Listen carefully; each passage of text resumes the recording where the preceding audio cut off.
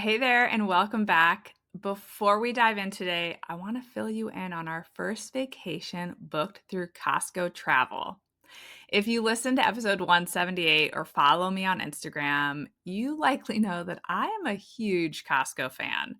While I've booked rental cars through them for years, I had never booked a hotel until spring break this past April. We booked an all inclusive resort in Punta Cana, and I compared the price to the hotel website, and it was noticeably cheaper. Part of the savings was a $691 Costco gift card, which I promptly used to prep for Mike's 50th birthday party. Another perk was airport transfers were included, and that's the part that I want to highlight. Costco partnered with a company called Destination Services, and they were awesome. A lovely man named Starling met us at the airport, gave us helpful tips about visiting Punta Cana, connected us with a driver he knew to take us from the airport to the hotel, and said that he would text me the next day to check in. He did text to check in, and he offered to come back to the hotel to discuss any excursions that we might be interested in. Since I had met him and liked him, I decided to go ahead and ask him to come back. He showed up right on time for our meeting, was super helpful explaining the excursions and which ones he actually recommended, because there was one my kids were interested in that he said we should not do. He then scheduled two excursions for us. We all went and swam with dolphins. And then Ainsley and I went on our own and rode horses through the forest and into the ocean for hours. For each excursion, he sent me reminder text. He had me text him when we got in the car with our driver, when we got to our destination, when we got back in the car to return to the hotel, and then when we got back to the hotel. I have to tell you all, maybe it was a false sense of security, but I really liked knowing that someone local was keeping tabs on us, particularly when I took Ainsley on an excursion solo without Mike. While I have no idea if the transportation companies they partner with in other destinations are as good as the one we had and experienced, I was thoroughly impressed with this group that Costco has connected to there. So it was just one experience, but I want to share that we had a good experience booking through Costco Travel. Okay, on to today's episode. Today, I'm covering 3 of the biggest international travel sleep challenges that parents ask me about and how to tackle them so your trip is memorable for the right reasons, not for the meltdowns.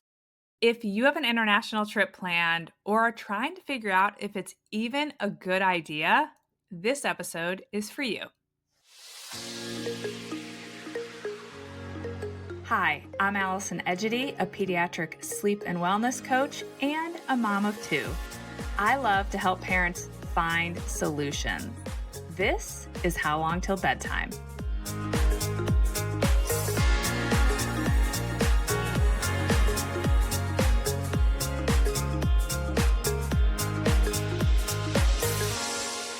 We've taken our girls to Europe 3 times. The first time they were, I think, 4 and 6 years old. And all 3 times, I was really pleased with how well my plan went for helping them adjust to the 6-hour time difference and navigating the fact that restaurants didn't open until 7 p.m., when for a long time, 7 p.m. was their typical bedtime. Plus, I receive a lot of questions from clients about international travel, and I've done dozens and dozens of consultations that were specific to helping families travel all over the world. The 3 most common worries I hear about are: what time of day should we fly? What's the best way to help my child adjust to the new time? And can I get away with not adjusting their schedule all the way since restaurants open so late where we're headed? And of course, the question I get right before departure is, what should I pack to help my child actually sleep while we're away? So I put together a free checklist for you called What to Pack for International Sleep Success. It's super practical and includes everything I personally packed when my kids were little. plus the go-to sleep tools I recommend to my clients for both the plane and the bedtime routine once you arrive. So you can grab it using the link in the show notes. But let's dive in to those 3 big international travel sleep challenges and how you can solve them. Challenge 1, choosing your flight time wisely. I get this question all the time. Is it better to take a daytime flight or an overnight flight? Here's my rule of thumb. If you're crossing 5 or more time zones, like flying from the US to Europe, an overnight flight is usually your best bet. It naturally lines up with your child's normal nighttime sleep, which sets them up to be able to sleep for most of the long flight. And it gives you a head start on adjusting their sleep because it will most likely be daytime when you arrive and your child will have slept recently. If you're crossing just a few time zones where the time difference is 3 hours or less, a daytime flight can work well. You're less likely to deal with a completely flipped sleep schedule on arrival, so flying during the day can be great. Here are some flight tips. If you're on one of those overnight flights, have your child travel in their pajamas. Feed them dinner and try to get them to sleep as soon as you can once your flight takes off. If your child is 3 years or older, be sure to prep them for this. Tell them several times in advance that you're going to be flying during the night when it's time to be sleeping, and that you're all going to go to sleep on this flight and you're going to fly all night. And when you get there, it will be daytime again. Don't stress if sleep on the plane is terrible, despite all your prep and your best intentions. If sleep doesn't go as you had planned, you're just going to forge ahead with adjusting their schedule once you land. Don't allow it to change your plans. Okay, let's move on to this topic. Challenge number 2, adjusting to the new time zone quickly. You land and you're all either ready to rock and roll or you're exhausted because either someone didn't sleep well or your body thinks that it still should be the middle of the night. So now what do? No matter how you're feeling, what happened, here's the key. Get on the local time immediately. Here are some simple but powerful steps. Upon your arrival, try to push through to normal meal times, nap times, and bedtimes.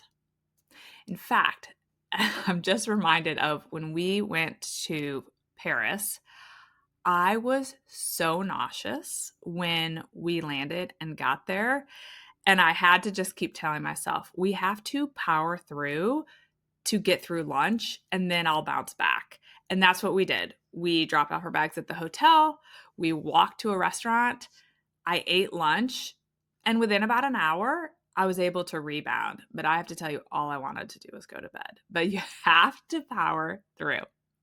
And that first bedtime may go surprisingly well because when you power through, your child may be super exhausted or they may have a really hard time falling asleep because their body still thinks that it should be daytime. On our first trip to Italy, when the girls were 4 and 6 years old, Addison, who's my more sensitive sleeper, she went right to sleep at 8:30 p.m. that first night and slept like a rock the whole night through.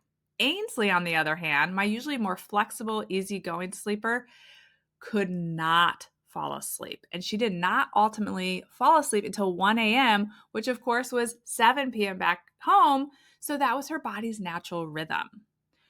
The other 2 times that we've gone, they actually both fell asleep easily and quickly on that first night. So you never really know.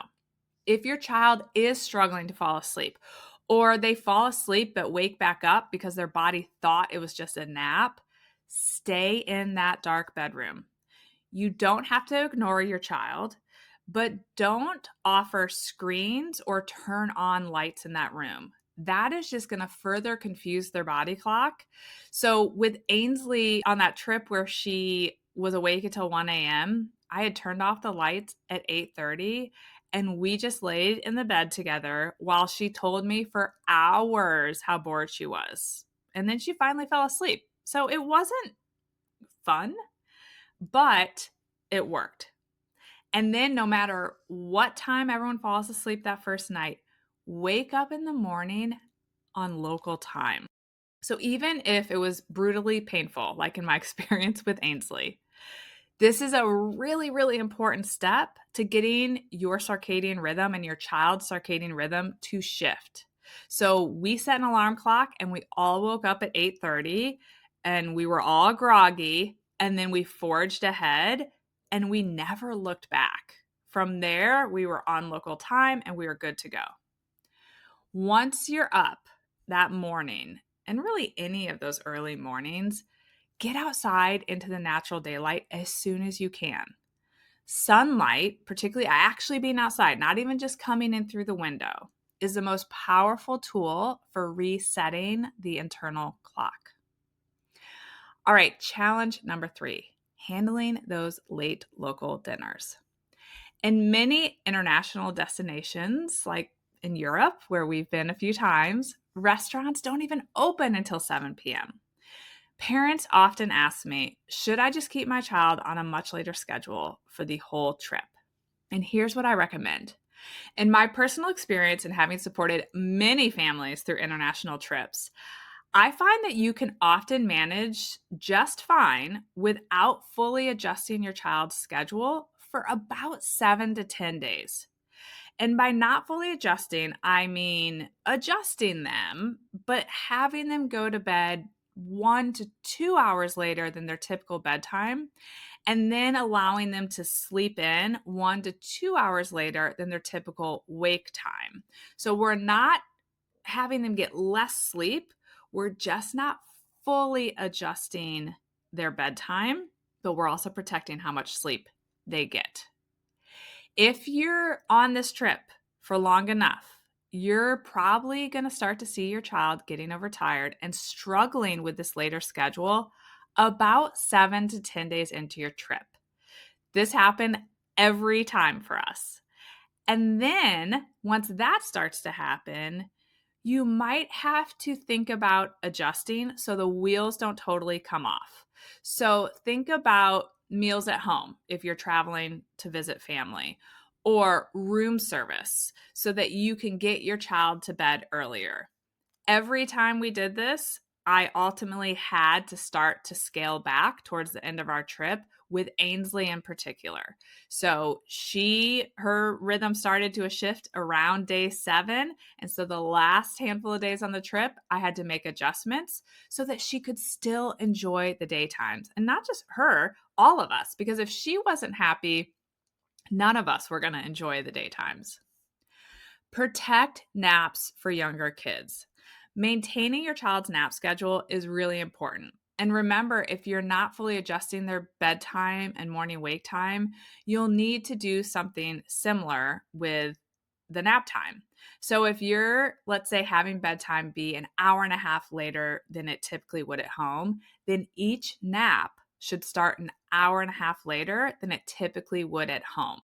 And so on that first trip we took to Italy, Ainsley was still napping some, and sometimes those naps happen on the go. So we might be on a bus between locations, or sometimes we were back at the hotel after lunch and I helped her get a snooze. She didn't need a nap every day at that point, but we did squeeze in some naps to help her be happier throughout the trip.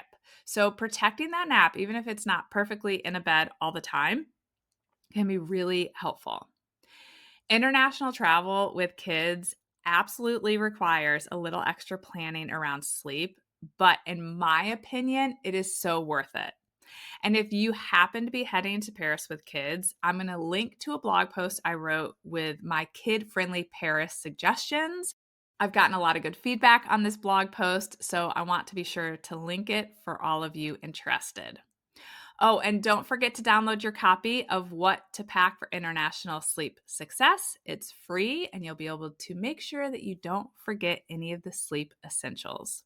The link will be in the show notes. I would love to hear how far you've traveled with your kids and how adjusting their sleep schedules went, or where you're going to be headed and what do you have planned for your trip. Shoot me a DM on Instagram. My handle is at Sleep and Wellness Coach. As always, thanks for listening. Here's to amazing family adventures. Bye for now. Thank you for listening to How Long Till Bedtime. To learn how we can work together to improve your child's sleep, please visit sleepandwellnesscoach.com.